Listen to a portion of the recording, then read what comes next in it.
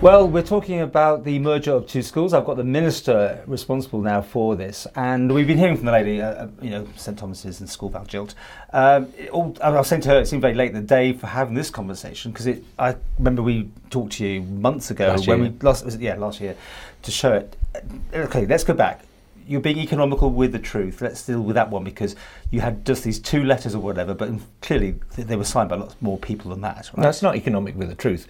What happened was there has to be a number of people who contact under the Education Act. It states, and what we had two letters, and yes, it had 400-ish signatures to it, but we received two letters. Okay. So what it was, a petition. Yeah. And a letter with, I think, 10 or 11 signatures on it. In total, how many people signed a petition? Just over 400. I've had a look at it. It was there, and also the people all around the Isle of Man. I put it to that, of course, that doesn't necessarily reflect this, because the C of E is an island-wide school, isn't it? So it probably does actually affect. Everyone should have an input into this. Do you agree? Well, that's why we went out with a public notice. Yeah. Because it gives people the opportunity. But I think that some of it was in a coffee shop, and I had some of my Tynwald colleagues saying, "Oh well," it was thrust in front of them saying, "Oh, would you sign this?" And you can see by the addresses they've gone round the area just knocking on doors. Now, does it mean that these people have the same concerns as a list that they had on there? They may only have one concern out of that list, but they've just signed the petition. So you think you've done enough? You consulted, you're happy with what you've done? And one of the things that we've done is that we've taken them seriously. So we've, the concerns that they put out in their letters to us, we've looked at all those points. We consider that we've gone through and we've had a good discussion on it about how we can mitigate any of those concerns. And that's why the public notice is going forward now. Two schools, sharing a site, but in fact two schools. Yes. Segregation in some people's minds? No, because if I said to you that you're in year 3 at Scoill Vallajeelt and I'm in year 4, are we segregated?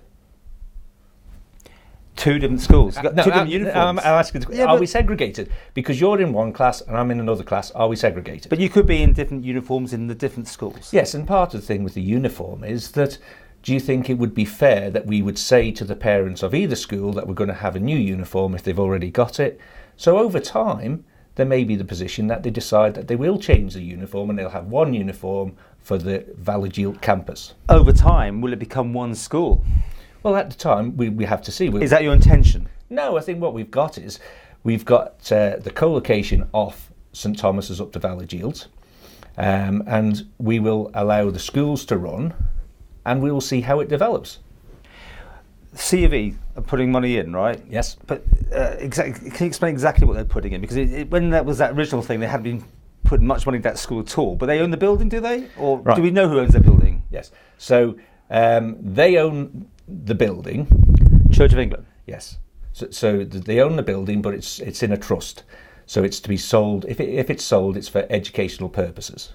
Oh, so that's quite a restriction. Yes. So there's a covenant on it for educational purposes. So that won't sell probably unless it's... Well, No. They can only use the money for educational purposes. Oh, fine. But they can sell it for any other use? Yeah. Okay, not covenant on the actual sale. Yeah. Okay. So the money says that the money must be spent on educational purposes. We've had a letter from the church saying that what they'll do is that when they sell the property, they'll initially give us 50% off the sale of the property. The other 50%, they are looking to give in assistance over a number of years for specific things just for the school. But what about the running costs? Do they not, I mean, we all heard about when it was St Thomas's, there was hardly any input actually from the church, to run what is a Church of England school. It falls on the government, falls on the taxpayer. Same as St Mary's. Is that right? Well, if you go back many years when the schools, virtually all the schools were church schools. So then it became maintained schools from us. So what we are doing is that we are continuing in that. So those children will be moving to Vallajeelt.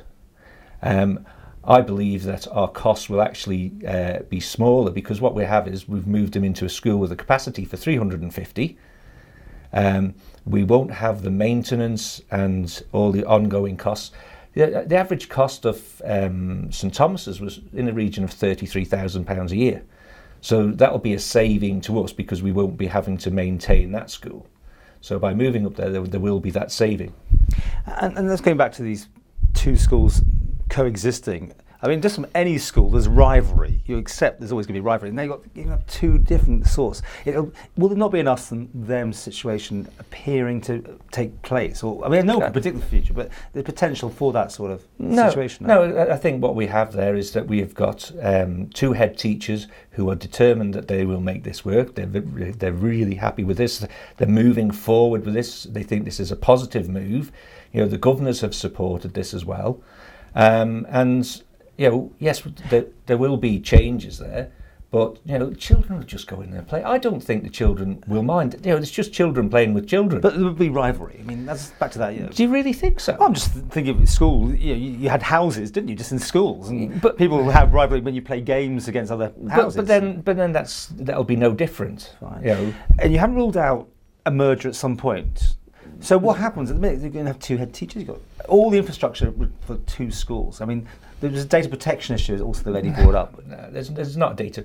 We run the schools now, so there'll be no data protection issue.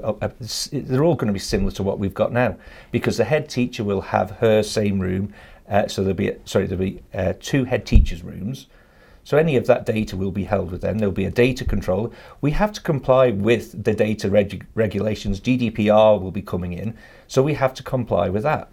Have you been surprised how easy it's been almost so far until this bump now almost? That there hasn't been this sort of placarding outside Tynwald, which so many times now you expect over contentious I understand issues. the planning to do that. Okay. I didn't get that from the interview. But one of the things that we've got is that, do you know what? The children were up there from St Thomas's the other day, and the reports that I had from my officers who went up to the school was they just got on. Some of the children up there are really keen to welcome these new children into the school. Is there any way back or forward? Or I mean, it's going to Tynwald, right, for the final sign-off, isn't it? Yes. Still, when's that next month? So it's getting laid to Tynwald in April. So your door is open for more discussions, or is it that the deal is now done? We've been, as always, we've been discussing this. We've had public meetings with the parents up there. There's going to be more going on in the future. So are you surprised at this sudden late? Not really. Action. Not really. I think that once a consultation came in, you know, yes, they put their objections to it. We believe that we've gone and said we can deal with all of that, and you know, I think it's going to be a real positive move from. The one thing that really concerned me was I listened to one of the parts, and Mrs. Wells said, "Oh well, they should have thought on this in the future, in the past. That when they built Henry Bloom Noble, why didn't they put an extension on it?" Well, wouldn't that have been the segregation that she was saying that this is? It's just like it's not in my backyard, and you don't know whether there's a proportion of that saying, well, this is a change, but you know, for the taxpayers, for the children, I think this is, you know, the best way forward. She thinks she should think carefully about your re-election. You know, well, I think she's probably thinking about her election coming up in 2021.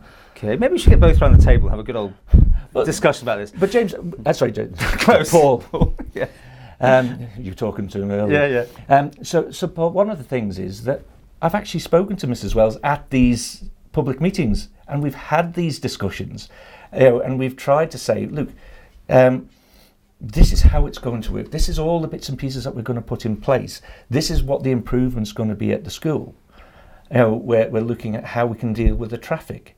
So there's all these things coming into play, and you know, it's very difficult to say, well, what is the real reason for why they're objecting to it? Because you know, children when they go to secondary school, they're going to mix with them anyway. Have you glossed over a lot of the problems? I think that was another allegation that you just and you just pushed them to one side. You haven't really taken them seriously. No, the other month when they all came in. We had a department meeting and we discussed all the points at the department meeting, and that's when the department approved the way forward. Well, I guess our next conversation, I mean, on the basis that if Tim will approve it, we still wait for.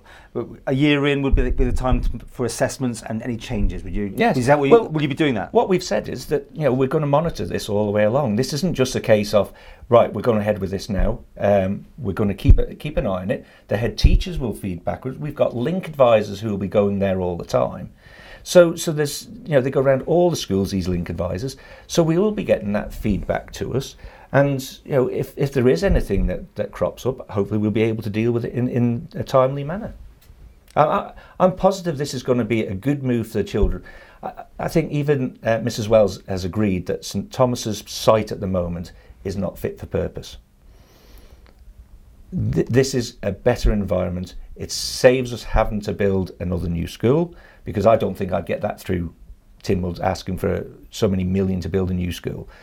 This is utilising a facility that we have. It's a sustainability of Vallajeelt as well, because their numbers have dropped. So this is actually making the school sustainable.